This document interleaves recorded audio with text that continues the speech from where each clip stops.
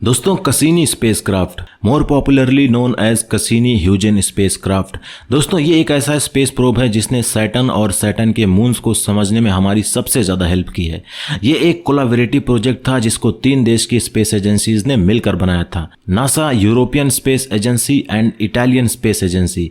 इन तीनों एजेंसीज ने मिलकर इसको बनाया था, बट सबसे ज़्यादा कंट्रीब्यूशन इसमें था नासा का। एंड क्यों ज़्यादा था इसका कंट्रीब्यूशन आपको वीडियो में आगे पता चल जाएगा। इस प्रोब को स्पेशली सिर्फ सैटर्न के लिए डिजाइन किया गया था। बेसिकली इसको सैटर्न के रिंग्स एंड सैटर्न के पास के जो मून्स हैं उसकी स्टडी करने के लिए भेजा गया था। एंड इसने भी बिल्कुल भी निराश नहीं किया किसी को। इसकी अचीवमेंट एंड इसकी खासियत आज हम इस वीडियो में जानने वाले हैं। सो वीडियो को स्किप मत करना, बहुत ही इंटरेस्टिंग बातें आज आप जानने वाले हो। So with that said let's get started.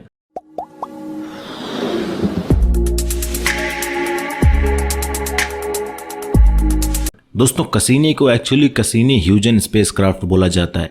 ये एक्चुअली में एक प्रोब नहीं है बल्कि एक और प्रोब इसके साथ अटैच करके भेजा गया था। एक कसीनी एंड दूसरा था ह्यूजेन। कसीनी स्पेस प्रोब जिसको नासा ने बनाया था, इसको सैटर्न की स्टडी करनी थी। एंड ह्यूजन एक्चुअली में ये एक लैंडर था जो कि कसीनी के साथ अटैच किया गया था। एंड ह्यूजन को सैटर्न के मून टाइटन पर लैंड कराने के लिए भेजा गया था। जियोवानी कसीनी ये एक एस्ट्रोनॉमर है एंड इन्हीं के ऑनर में इस प्रोब को कसीनी नाम दिया गया। एंड ये है क्रिश्चियन ह्यूजेंस, ये भी एक एस्ट्रोनॉमर हैं एंड इनके ऑनर में इस लैंडर को ह्यूजन लैंडर नाम दिया गया। एंड इन दोनों डिवाइस को एक साथ मिला के स्पेस में एक दिन छोड़ दिया गया।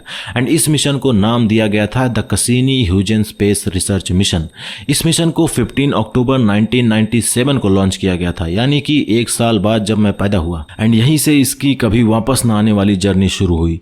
लॉन्च के 1 साल बाद ही 1998 में कसीनी वीनस के पास से गुजरा। एंड देन उसके बाद ये धरती से गुजरते हुए एस्टेरॉइड 2685 मसूर्स्की के पास पहुंचा। एंड देन उसके बाद दिसंबर 2000 में ये सैटर्न के नजदीकी प्लैनेट जुपिटर के पास पहुंचा। एंड यहां से इसने कंटिन्यू 4 साल का एक लंबा सफर तय किया। एंड फाइनली 1 जुलाई 2004 को ये सैटर्न के ऑर्बिट में एंटर कर गया। एंड इसने कोई 1 या 2 साल नहीं बल्कि 13 साल सैटर्न का चक्कर लगा के अनगिनत डेटा भेजा है हमको। सोचो 13 साल नॉन स्टॉप ये काम पर लगा रहा। इसको बेसिकली सिर्फ 4 साल के लिए बनाया गया था। नासा वालों को पता था कि ये 2004 में सैटर्न के ऑर्बिट में पहुंचेगा एंड उसके बाद ये कम से कम बस 2008 तक ही चलेगा।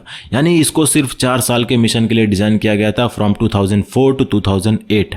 बट इसने सबको शॉक कर दिया। ये 2017 तक एक्टिव था एंड फाइनली 15 सितंबर 2017 को ये चक्कर लगाते लगाते सैटर्न के अपर एटमॉस्फेयर में घुस गया। एंड घुसते ही ये जल गया एंड इस तरीके से इसका अंत हो गया। बट इसने खत्म होने से पहले क्या क्या किया, चलो वो जानते हैं। इसने सैटर्न तक पहुंचने से पहले और बीच में जो भी प्लैनेट्स थे उनकी इमेजेस भेजी एंड सैटर्न के मून को बड़ी बारीकी से स्टडी किया। एंड सैटर्न के पास कितना मून है ये सब कसीनी ने बखूबी बताया था। आपको पता होना चाहिए कि सैटर्न के पास 62 मून्स हैं, जिसमें सबसे बड़ा मून है टाइटन। टाइटन सैटर्न का सबसे बड़ा मून है एंड इसको जानने का जिम्मा उठाया ह्यूजन लैंडर ने।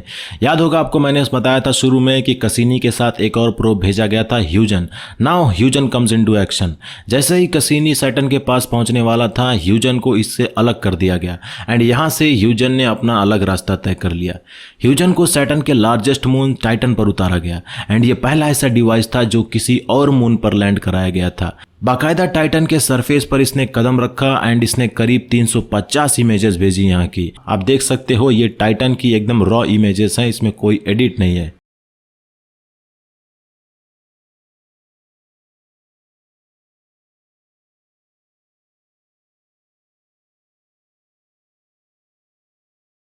क्या कमाल का दिखता है ना। बट एज कम्पेयर टू कसीनी, ह्यूजन उतना सक्सेसफुल नहीं हुआ। ये बस 90 मिनट तक ही सर्वाइव कर सका टाइटन पर। खैर ह्यूजन ने जितनी भी इमेजेस भेजी टाइटन की वो एक से बढ़ के एक थी एंड फॉरएवर के लिए ये इमेजेस हमको याद दिलाती रहेंगी कि 90 मिनट ही सही पर इसने अपना काम कर दिया। Now let's back to Cassini. दोस्तों कसीनी ने सिर्फ सैटर्न का ही चक्कर नहीं लगाया बल्कि इसने सैटर्न के जितने मून्स थे सब पर नजर मारी। इसने टाइटन और इनक्लेडस पर कमाल की चीजें डिस्कवर की जो देखते ही सारे साइंटिस्ट एकदम एक्साइटमेंट से भर गए। एक्चुअली कसीनी ने इनक्लेडस जो कि सैटर्न का एक मून है, इसके साउथ पोल पर देखा कि बर्फ के फव्वारे निकल रहे थे एंड इसने ऑब्जर्व किया कि ये मून पूरा बर्फ से भरा पड़ा है। आप देख सकते हो इस इमेज में पूरा व्हाइट मून है ये। एंड आप इस इमेज में देख सकते हो जो कि ये फव्वारे निकल रहे हैं, एक्चुअली में ये आइस इरप्ट हो रही है। कमाल का व्यू है बॉस, क्या जबरदस्त चीज ढूंढी इसने। ये मून खास इसलिए है क्योंकि ice is nothing but water, and जहां पर वाटर हो वहां पर जीवन हो सकता है। So it could be habitual planet for living organisms. So देखते हैं कि आगे इनक्लेडस पर कोई मिशन भेजा जाता है या फिर नहीं, बट इसके ऊपर अगर भेजा गया तो बहुत ही कमाल का डेटा ये देगा।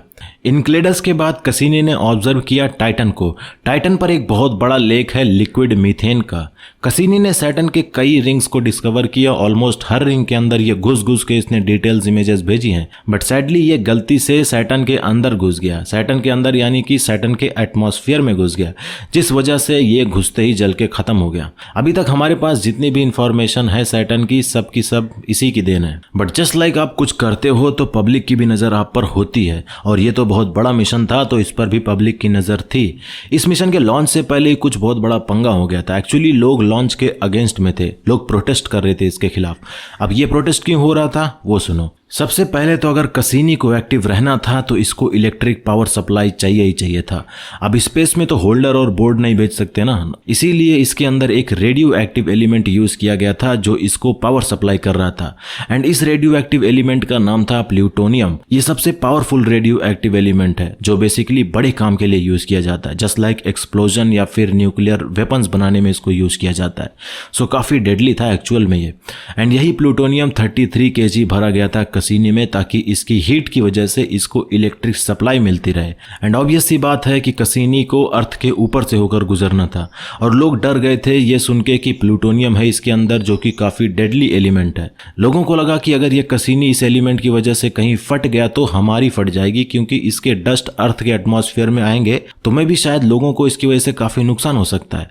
बस इसीलिए लोग इस प्रोजेक्ट के खिलाफ थे और इसको रोकना चाहते थे, बट नासा ने सिंगल हैंडेडली सब कुछ एकदम संभाल लिया। नासा वालों को पता था कि इसको इतना पावरफुली डिजाइन किया गया है कि ये इतनी हीट तो बड़े आसानी से झेल सकता है। सो प्रोजेक्ट को रोका नहीं गया, एंड आज इसके कारनामे क्या है वो दुनिया भी देख रही है, एंड जो लोग इसके अगेंस्ट प्रोटेस्ट कर रहे थे वो भी देख सकते हैं। दोस्तों अगर बात करें कसीनी के साइज की तो भाई साहब ये काफी बड़ा था साइज में। इसका वजन था 2125 kg और ये करीब 6.7 मीटर टॉल था एंड 4 मीटर वाइड था, एंड इसके साथ जो ह्यूजन था इसका वेट था 349 kg। ये ज्यादा बड़ा नहीं बनाया गया था क्योंकि इसको बस टाइटन पर लैंड कराना था, उसकी कुछ इमेजेस भेजनी थी। ये बलून की हेल्प से लैंड कराया गया था। आज भी ये पड़ा होगा टाइटन पर, बस फर्क इतना है कि अब बस खराब पड़ा होगा। सो दोस्तों ये थी कसीनी ह्यूजन प्रोब की कहानी। एक प्रोब जिसको सोचा गया था कि बस 4 साल तक चलेगा, वो 20 साल तक चला एंड 20 साल तक इंफॉर्मेशन भेजता रहा। इसको जिस काम के लिए भेजा गया था उससे 1000 गुना इसने अपना काम किया। लेकिन अब ये दोनों के दोनों खत्म हो चुके हैं, बट एक इमोशनल याद देके गए हैं। दोस्तों अगर आपको याद होगा तो मैंने शुरू में ही कहा था कि इस स्पेस प्रोब को 3 एजेंसीज ने मिलकर बनाया था, बट सबसे ज्यादा कंट्रीब्यूशन था नासा का। पर कैसे? तो दोस्तों इसका जवाब है फाइनेंशियल तरीके से। नासा ने सबसे ज्यादा कंट्रीब्यूट किया था इस प्रोजेक्ट में। इस पूरे प्रोजेक्ट मिशन की कॉस्ट थी $3.26 बिलियन एंड अकेले नासा ने दिए थे $2.6 बिलियन, यानी कि 80% नासा ने फंड किया था।